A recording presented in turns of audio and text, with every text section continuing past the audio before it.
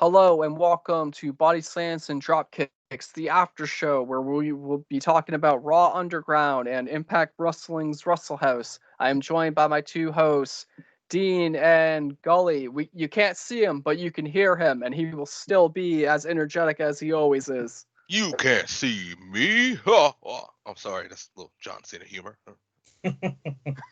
Probably a lot better than John Cena would have done anyway, to be honest. All right, which one first? We hitting Wrestle House or we hitting that underground of Raw? We can do Wrestle House first. I think it is the worst one, so it'll be over quickly. I haven't really been keeping up with Impact the last couple of weeks, but I have actually seen it, and half of it really looks ridiculous. It's over the top. Very. I like it when Impact did cinematic matches, and I don't know if they're trying to accomplish something like that with this, or kind of do like a Big Brother sort of thing, but it just doesn't interest me. It doesn't bother me. And no offense, but if they decided to give it up tomorrow, I definitely would not be bothered. I wouldn't miss it. That's all I'm going to say on that subject. It's hilarious. Got some cheesy looking Saved by the Bell entrance video, that's for sure. When I wake up in the morning, I don't think I'm going to make it on. Yeah, exactly. What's that cast list again, Mikey? It's Taya Valkyrie, it's both the Deaners, it's Rosemary. It's a lot of small names. I wouldn't call Taya Valkyrie small. I definitely wouldn't call Rosemary small. Oh no, those are the only two that I could see people coming in to watch. I would definitely watch Rosemary. It's kind of like how my Effect character is, because he's a bit hardcore like, and after all, Rosemary does enjoy a bit of a pain and a bit of everything the hard way. So I kind of like Rosemary for that. Yeah, it's Rosemary, Johnny Bravo, oh god, Taya Valkyrie. Yeah, he's still there. AC Romero, Tommy Dreamer's their host. Why? I love me some Susie now. Crazy Steve. God. Susie is. Wow. Sorry. Went off on a tangent there. It's funny. Rosemary... we all think that about certain female wrestlers. Rosemary actually used to be PJ Tyler on the Indies in Canada, and then she became Courtney Rush before becoming Rosemary. So it's interesting seeing a local on there. But I don't see how I can take any of them seriously. If they treated it like I pretty much it seems like it's meeting like satire, but I feel like in the long run it's gonna hurt a lot of your serious talent, because wrestling already kind of gets treated hokey. Especially Triple XL. Like, what are they trying to do? Heavy Machinery 2.0 over there or something? Probably. Look at these guys. Golly. Anywho, wow. Yeah, I'm not a fan. It's like you said, it's like it's kind of camping, kind of cheesy, which, to be fair, Taya Valkyrie and Rosemary are two of the most talented knockouts there. As far as I'm concerned, it's just demeaning the characters, just making them out to be so bad when actually they are in reality so good. I mean, look at that war that Su Yung and Rosemary had. That was legendary. But I kind of like Tommy Dreamer doing this. It's kind of funny. I'm glad to see him doing something anyway. Yeah. It seems like they're trying to remember when The Miz first started developing his character when he was on that one reality show? Yes. It seems like they're trying to capitalize on the way The Miz started getting famous and getting attention, and it doesn't seem like it's working. I feel like they're trying to fill a time slot and that they don't know what to do with this talent. And Valkyrie, I feel like should be on something a lot more serious, because if you look at her from Lucha Underground now, she's been honing her skills. She got jacked. It's almost like looking at a completely different competitor. She's definitely an interesting lady. But basically, the general consensus is that it's rubbish, and we don't really think that much of it. Now, Raw Underground. What do we think of that, guys? I like the idea of it. I like the theory of it, anyway. it's getting a little hokey with Shane just popping up whenever. Welcome to Raw Underground. Da, da, da, da, da. A line from Shane. I really think they could do a bit more with it, but the whole general idea behind it is kind of awesome in my opinion. I like the presentation. I like the fact that you got Bobby Lashley going in there using his actual MMA background. Shayna Dolph Baszler's Ziggler. gone in there. Ziggler's doing well too. His wrestling background is like top notch. He's in there just doing his work. But then you got like the possibility. Well, you think Roman Reigns will show up in Raw Underground? He's a SmackDown guy, mind you, but anything could happen. Anything could happen.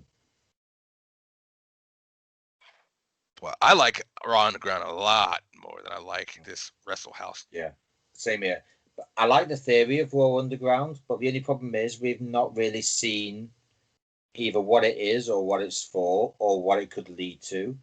So with that being said, if we had some idea about why it's actually there, I mean, is Shane building an army for something or anything like that?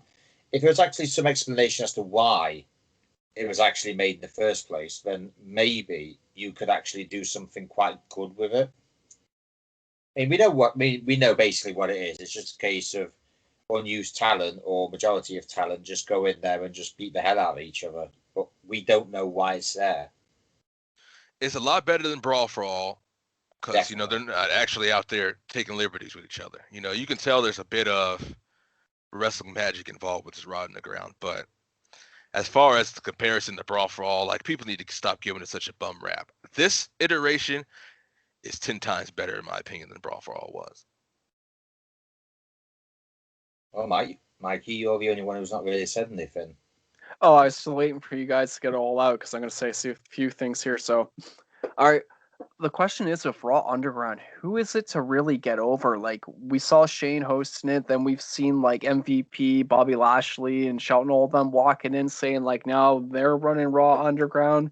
And it makes you wonder, like, what is this being utilized for exactly? Because I could see them taking a bit of that Lucha Underground cinematic feel for this. Like, if they want to show like different locations and then brawling it out and treating it, kind of like Street Fighter when those guys are going around and we're seeing like brawls happening all over the place and like we're seeing like a real story form. But here it doesn't seem to serve a purpose. Like, we haven't seen anyone talk about why this exists and like who's going to get the credit out of this. Like, who is the one guy we're going to see like come forth who's going to be the embodiment of this when they step onto the roster and show like this. Like, remember Brawl for All? I know that was a disaster, but it was used for Dr. Steve Williams to get over, but that didn't happen. And so I'm curious, like, what's the end game for this? Like, where is this going to lead? What stories are going to come out of it? Because it doesn't seem like it's affecting the main show at all. So it has me kind of curious, but like, where are they going to go from here? Depends what goes on in Vince's head, to be honest, because I don't think even Vince knows what goes on in Vince's head half the time. Yeah, just taking from what you said, adding a bit of story element to it, like picking a superstar to build within the confines of the concept will give it purpose. Like, yeah, it is kind of flying off the rails a bit, doing whatever it needs to. It's merely, I think it's a distraction piece. Thank goodness it's not a whole hour of it. But I just feel like, yeah, it's just been there. It's put there to just divide your attention from, just the rigors of a 3-hour Raw. But yeah, just add somebody who we can benefit from. Like, okay, who? This guy dominates everybody he fights, even top legends, even people who have been here, the workhorses. Gets in there, put him in the ring, put something behind him, boom. Then we have something to benefit. The leader of the underground, boom. There you go. But as it is now, it needs some work. I'll tell you what might be an idea. What if Retribution was behind Raw Underground? They would have to figure out a proper bridge between the two. But I think that you're onto something. Yeah, it's all theories. That's all it is. That's all we as wrestling fans can do. We just have a theory, run with it, and see if it works. I mean, in theory, a Retribution angle with that might actually work. It just depends how it's done. To be honest, it's always a case of how things are handled. If it's handled good, it can work. If it's handled really poorly, it doesn't work. Another thing to add to it could be, you remember when Shane, when Vince initially bought WCW and Shane was the one over. Yeah. We can go with that again and like have Shane, you know what, this time I'm serious. I'm taking down my dad's company. We are Retribution. The Raw Underground was a distraction. It tells you how we make our superstars what we are, but this is how it's going to be from now on. I'm taking my dad's company, blah, blah, blah. That's a route to take to give it some type of refinement. But, like I said, we're all wrestling fans. Yeah. Speculations. Well, normally I would turn around and say we had that 19 years ago, but a lot has changed since then. He's had 20 years to plan and waiting for the right opportunity. Right. And obviously there's all these, I'll say all these ones who are literally talented, like Viking Raiders I've seen in there, the Her businesses in there. They're all in there and they could or should be in a title picture. But the fact of the matter is they aren't. Right. I feel like this could be used to get over the Sheamus and Big E feud. Because if Sheamus was the big man down there, could you imagine like Sheamus has enough and he wants to fight with no rules or anything and he dares Big E to come get him down in the Raw Underground? Could you see this like on a pay-per-view where it's no rules, the brawling? We see like Big E gets pushed in the crowd, one of the fighters like grabs him and just knocks him right back in. Treating it kind of like, those old school days where like we'd see like the big fights break out with a brawl in the street, people are around, like treat it like a legitimate fight. You could almost, going on that, you could call it like a no holds barred lumberjack match. But it's the Underground, man. It's the Raw Underground with SmackDown stars occasionally, And no one from NXT ever. NXT, they don't get to fight. Nah. It's not like they earned their stripes in Survivor Series last year or nothing, Oh no, it's not that they didn't earn their stripes at any other point. Right. Or the fact that they've been carrying the company for a long time. Right. And the fact that Hunter knows how to run a business and he should be the one running the business. I mean, but yeah, who are we, right? Wink, wink. Maybe take our suggestions a little bit. Because I feel like it would bring some legitimism to it if they were doing stuff like that. Because Sheamus is supposed to be like the Celtic warrior and everything. Yeah. And like him being like the big man, like remember in half the mob movies you see where's the big guy on the couch and there'd be a big brawl going on and they send him in, you see the guy getting off the couch, walking in, and everyone starts stepping out of the way. Because if we want to see Big E like get mean, I feel like this would work a lot because they could utilize this and using like Sheamus style, Big E style, this could help a lot of guys. Because like that bar brawl, I feel like Sheamus shouldn't have lost. If it was anyone than Jeff Hardy, he would have walked out. But I want to see more of like this big brawler we keep hearing about that Sheamus is, and we've seen Sheamus could be. And I feel like this would add a lot more to the weight of Raw Underground. William Regal would have been perfect for that. Regal would have been awesome. Him, Cassius Ohno. Regal would have been the leader. Thatcher in NXT right now. His Thatch can't. I mean, we talk about leaving NXT out, but he would kill in Raw Underground. Yeah, I think he would. Gulak would be good too. Man, just put Shorty G over there. Like, let him do some things. Just like if you're gonna do this, let people with like valid backgrounds go there and showcase. I'd like to see AOP go in there. Oh yeah, they just happened to vanish from Seth Rollins' storyline. It's poof. They could have just set them aside, let them go back in the tag team division, not just erase them completely. Even send them back to NXT where they actually were good. Right. But can you imagine seeing your face wrestlers go in there to fight some of the bigger heels? Like, you'd be out of your element. You'd be in a lot more hostile card. I would think of it like Rocky 3. Remember when Rocky goes to that gym and he steps in, you see all the fighters with like that intense, hungry look? I feel like any babyface walking in there, you would feel like that hostility. You're like a babyface walking in, you'd be shitting yourself. Like, remember when John Cena went to go defend the WWE title against RVD at One Night Stand? And that crowd scene, when he had his head down, belt up, and he was walking through the hate. Like, just an image like that is iconic in my opinion. Can you imagine what would have happened if he would have won that title then? If he would have stayed champion? I don't think a lot of people would have made it out alive. I don't think John would have made it out alive. Oh I no, heard they came for him after too. They had to have the car ready. He had to like leap in the back and get out like right out of there after the match. Getting ready for his movie career already. ECW fans do not play, especially in the Hammerstein Ballroom. I was kind of glad that RVD won that. To be honest. But I don't know, Raw Underground. My brain's on Lucha Underground because of how well they shot everything. Yeah. Hey, they normally shot. You don't associate Raw Underground with something like that. The first thing you always go for is Lucha. Yeah, Lucha. Well, in fact, why don't you put the Lucha Dragons in there? Ooh. Never Lucha Dragons. That's a little shot. There's a little shot there. Hey, the Lucha House Party on Raw Underground. The Lucha House Party. Sorry, my brain went for a minute. Hey, we brought Lucha to the Underground, and people would like go insane. Lucha Underground? What? We got Prince Puma in there already. Hey, Ricochet. They could actually run that, and then WWE could be in a bit of shit with Lucha Underground. Oh. But I feel like there's a lot they could do here because this is an opportunity to utilize like anything they haven't done yet because they've been incorporating all that cinematic stuff, and I feel like this would be perfect for this kind of stuff, you know, because you could set up so many story elements. You can make it seem like this is a place where most people don't want to tread. Like they got all the right pieces, all the right talent for it, and it could work to their advantage if they really want to go all out on this. I tell you, one person they put in there, legitimize it all. Put Brock in there. Yeah. Then he'd be like, you don't want to go to the Underground. Brock's in there waiting for you. You got to put the really people that can fight. It's not going to be a real fight, of course. You know, you're not going to put somebody really in there. Let's Lashley against Lesnar. But, like, have him go in there, rough everybody, like, build some contenders, and then you got something.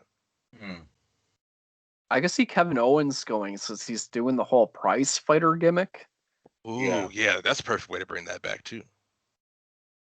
See all these ideas you just throw in there, but WWE's just, you know. They won't even bother. But the general consensus we have, folks, we like Raw Underground a lot better than Wrestle House. And we also think that Raw Underground has a lot of potential if handled correctly. I guess we'll have to wait until tomorrow night until we find out exactly what is the next episode of Raw Underground. Hope it's a good one. Could you imagine a title defense happening down there? Like how hectic it would be? I actually could. Started off with a 24/7 title just to get your fillers out and see how that goes. Then maybe throw in. Yeah, go ahead. I was going to say, you could actually have a 24/7 / Raw Underground title, or if not together, separately. Because there's only so much that you can do with 24/7 title. Yeah, give it a belt. That'd be awesome. Plus, at least if those who aren't doing anything on the actual show have at least something to fight for in there. See all these things. Maybe you should all the ideas. Listen to this podcast, man. They could incorporate the ROH used to have the hybrid rules match where you could only win by KO or submission. And I feel like something like that would just make it even more dangerous. You get down there. Can you imagine the Drew McIntyre hanging down there, waiting for Orton to come in? And he's just like, we're tossing out the pinfalls. Like, I'm going to knock you out or I'm going to choke you out. Yeah, I think Claymore Country will get a lot more occupants that night.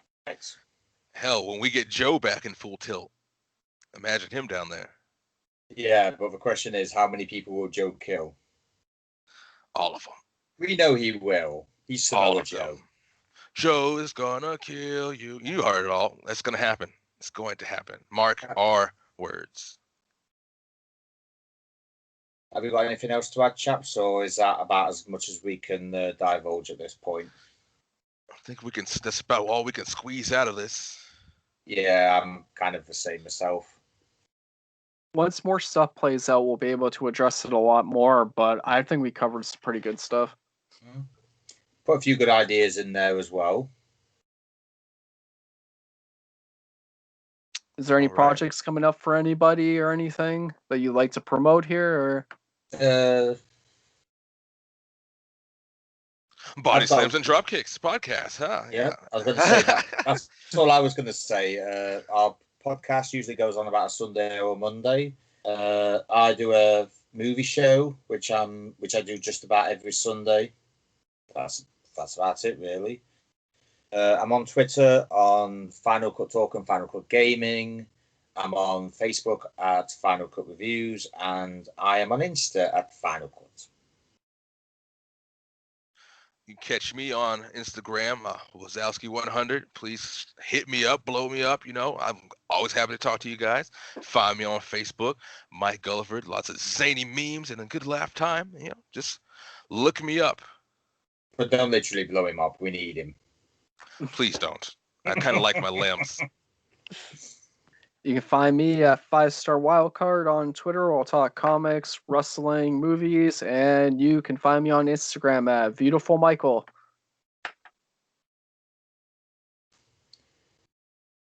So for everyone watching, we thank you very much for listening, and we hope to see you next time. Just remember, if it wasn't for you, our audience, we wouldn't be here right now. So thank you very much, and from the three of us, we will see you next time. So goodbye. Peace.